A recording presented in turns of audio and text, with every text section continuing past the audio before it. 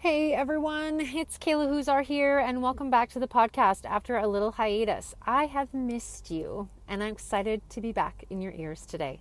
If you're new here, welcome. And if you've been around for a while, welcome back. This podcast is all about slowing down, reconnecting with yourself, and finding more ways to live with intention, creativity, and a whole lot of audacious energy in motherhood. So let's dive into today's episode because I've got something to share. And it might hit close to home, especially if you've ever felt invisible or like nobody sees you.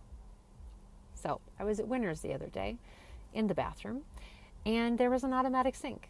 So let me see if this has ever happened to you. I'm standing there, I'm waving my hands, trying to summon the magic or the secret that makes the water come out.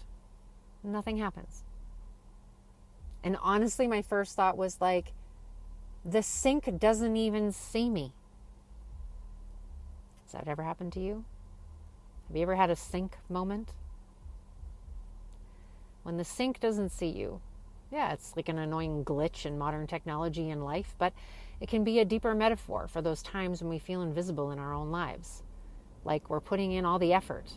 We're literally waving our hands and doing everything that we're supposed to do, but somehow nobody sees us.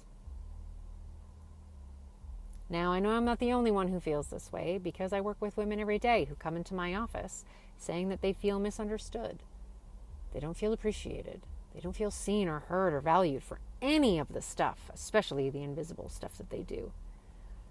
And they're all out there just holding it together. And sometimes the world doesn't even notice. So this got me thinking, if I'm not the problem and the sink isn't the problem, what is the problem?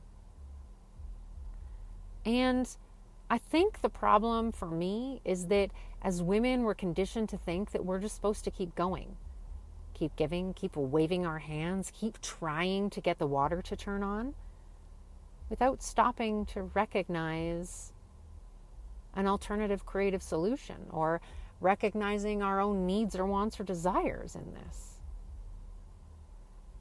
So before we dig deeper into this, let me take a moment to reintroduce myself, especially for those who might be new to the show.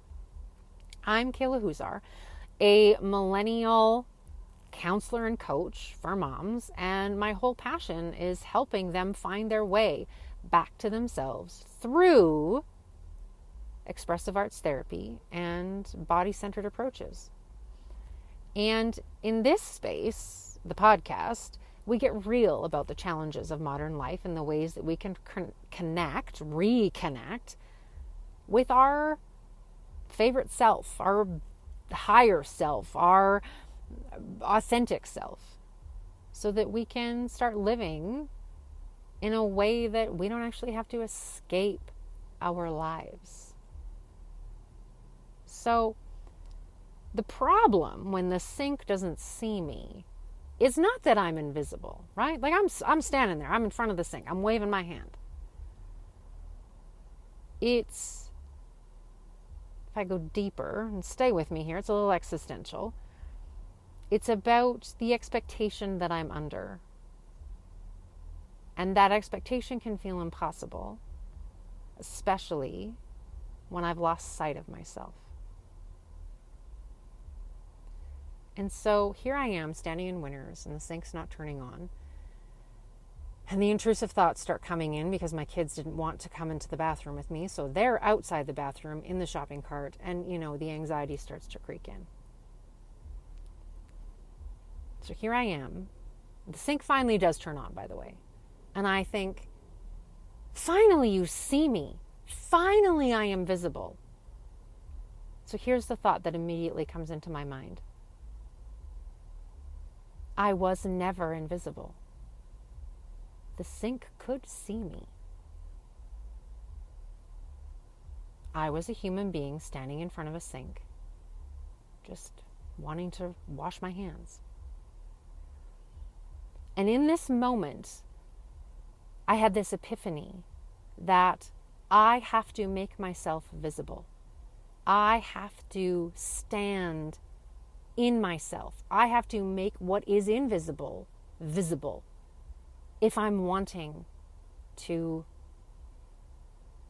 if I'm wanting to be seen, if I'm wanting to have credit, if I'm wanting acknowledgement, if I'm wanting or craving connection, I have to make the invisible visible. And so I came up with 3 really simple ways that I could practice this in the coming days after this sink incident. My very first idea was spontaneous action, like to shake things up, to do something different. And that thing wasn't very big. The thing just reminded me that I'm more than the role that I play as mother or as wife.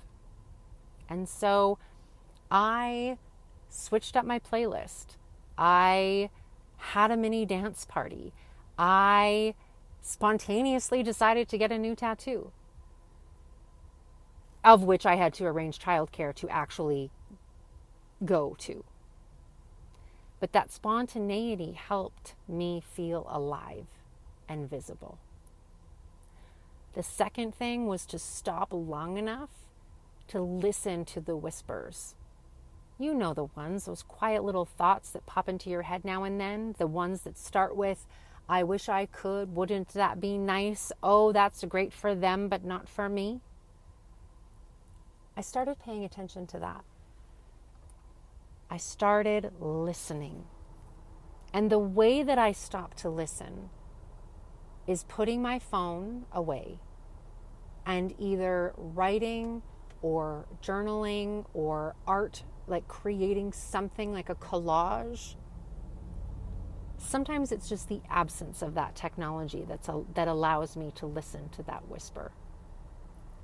And the third tiny little adjustment that I could make in turning the invisible visible was to take charge of my time. Even if it's just 5 minutes to carve out a moment for myself to breathe or reflect or to get my head on right. Something that I've been saying to myself a lot lately, like, what do I need to get my head on right? And this comes from noticing and slowing down. Simply being with what's in front of me, whether that's noise or whether that's silence. So I have a little art therapy exercise that I'd like to walk you through where we reclaim the visibility. We turn the invisible into visible. I want you to imagine this little sink moment of mine. And I want you to see if you can transport yourself into that place where you're waving your hands and the water's not turning on.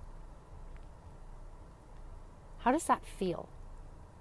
What is the emotion, the physical sensation that comes up for you? And then on your paper, whether it's in your journal, in your notes app, or you pause the podcast and you go and get some art journal supplies, I want you to capture this moment in a drawing or in a collage using colors or shapes or lines, not necessarily to represent you literally standing in front of the sink that won't turn on, but representing how you would feel in this moment.